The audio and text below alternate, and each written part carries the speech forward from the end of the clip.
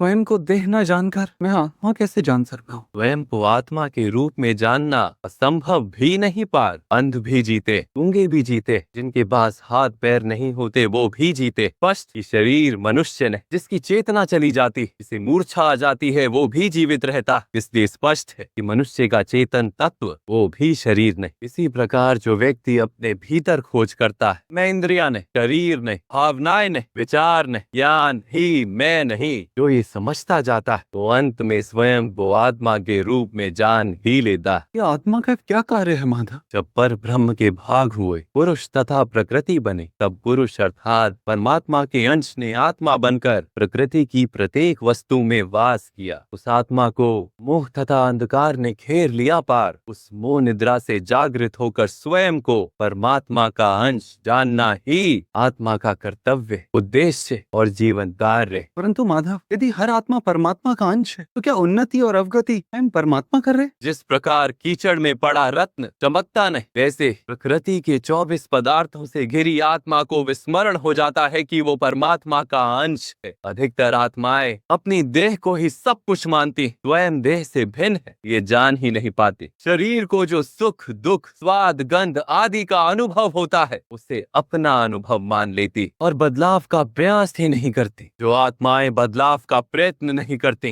निरंतर अधर्म करती रहती, उन्हें जागृत करने के लिए दंड देना अनिवार्य है। तुम ही ये जान लो पार कि तुम शरीर नहीं, केवल एक आत्मा। इस रणभूमि में दिखाई देने वाला प्रत्येक योद्धा वो नहीं जो तुम उन्हें मानते। कुछ समय के लिए इन सब ने शरीर में वास किया, इनके शरीर मरेंगे किंतु ये सब अमर, वो पुनः नया शरीर धारण करें। जब तक स्वयं को शुद्धात्मा के रूप में जान नहीं ले, जब तक अधर्म का त्याग करके धर्म में जड़ नहीं होंगे, तब तक ये जन्म लेते और मरते रहे। यही ब्रह्म विद्या का प्रथम पाठ है पार। जो जन्मा है वो अवश्य मरे और जो मरता है वो अवश्य फिर से जन्म लेगा। इस महाज्ञान को सांख्य योग कहते हैं। इस मार्ग पर चलकर मनुष्य स्वयं को आत्मा के रूप में देखता, परमात्मा के अंश के रूप में स्वयं को जानता है। उस मार्ग को धर्म।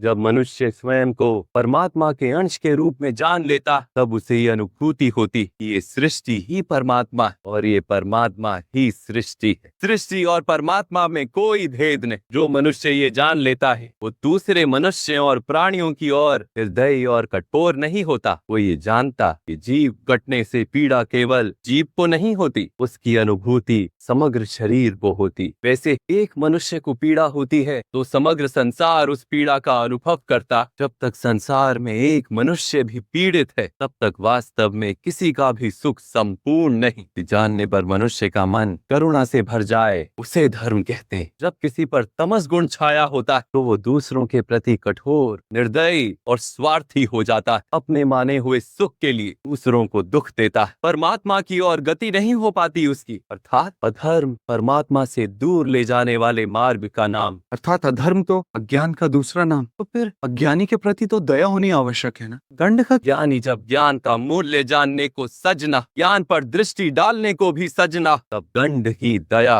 उसके प्रति भी और दूसरों के प्रति दृष्टि की गति सदा ही परमात्मा की ओर हो, ये अनिवार्य। किंतु कभी कभी ऐसी स्थिति उत्पन्न हो जाती कि अज्ञान, मोह और अधर्म बढ़ जाता। संसार से धर्म लुप्त हो जाने का भय उत्पन्न हो जाता। संसार से जब धर्म लुप्त हो जाता है, करुणा भी नष्ट हो जाती है और सत्य भी नष्ट हो जाता। आने वाली पीढ़ियों को धर्म प्राप्त हो सके, इसके लिए आज धर्मियों का नाश करके धर्म की पुनः स्थापना करना अनिवार्य। आज भी ऐसी ही स्थिति है बार, और धर्म स्थापना का कर्तव्य तुम्हारा। इसलिए निर्बलता का त्याग कर और इस युद्ध के किसी के प्राण जाएंगे, मेरे अंतर की करुणा का नाश नहीं हो जाएगा? और यदि धर्म का आधार करुणा है, क्या मेरी आत्मा धर्मी नहीं हो जाएगी?